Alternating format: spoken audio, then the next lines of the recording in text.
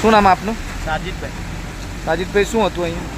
આ બચ્ચોના ઘર છે, આ એક ઇદારો છે. અહીંયા 1070 છોકરા ભણે છે ને આજે આ રોડની કામગીરીની એક ખામીને લઈને અંદર બધું ફૂલ થઈ ગયું છે ને પહેલાં રૂમ સુધી અંદર બધા રૂમોમાં પાણી છે.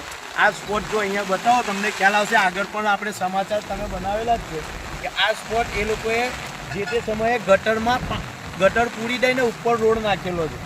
એટલે ગટર અહીંયાથી આને ખોદીને ખુલ્લી કરે ને તો જ આ વરસાદી ગટર ટોકી થાય અને ત્યાં પાણી જાય તો જ આ પાણી અહીંયાથી પાણીનો નિકાલ થાય ને આ પ્રશ્નનો હલ થાય એમ છે.